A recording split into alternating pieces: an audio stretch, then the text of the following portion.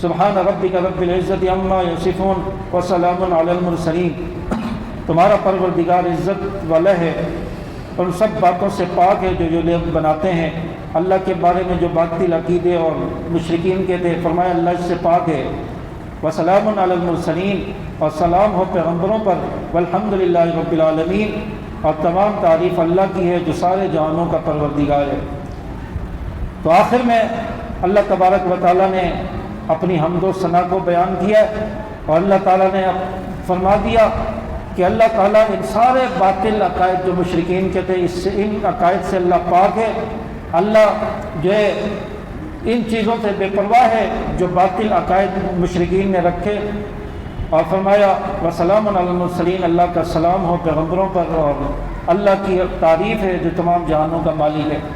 یہ سورۃ صافات کی آخری 3 آیتیں ہیں، اور ان کے بارے میں فرمایا کہ جو شخص اپنی مجلس میں یا اپنی جو گیدرنگ ہے یا مجلس میں بیٹھا ہوا ہے، اس کے اختتام پر یہ 3 آیتیں پڑھ لے، فرمایا کہ اس کو جھولیاں بھر بھر کر ثواب ملے گا، ڈھیروں ثواب ملے گا۔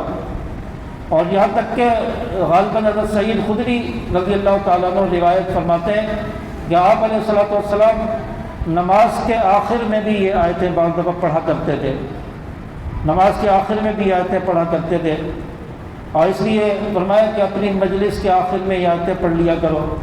اسی طرح سبحانک اللہم و بحمدک اشہد ان لا الہ الا انت استغفرک و اتوب الیک، یہ جو جملے کوئی بھی مجلس ہو، کسی بھی مجلس میں بیٹھا ہے، گھر میں انسان بیٹھا ہوا ہے، بیٹے بیٹیاں خود فیملی کے لوگ بیٹھے ہوئے ہیں، جب اٹھنے لگے تو یہ الفاظ کے لیے جائے۔ تو فرمایا کہ اس مجلس کے اندر کوئی غلطی ہو گئی، کوئی گناہ ہو گیا ہوگا، یا کسی کی خدا نخواستہ کوئی غیبت ہو گئی، اللہ تعالیٰ ان آیات کو اس کا کفارہ بنا دیں گے، اور سارے گناہوں کو اللہ معاف فرما دیں گے، اور اس مجلس میں جو باتیں ہوئی ہوں گی اللہ تعالیٰ ان باتوں کو، ان گناہوں کو معاف فرما دیں گے۔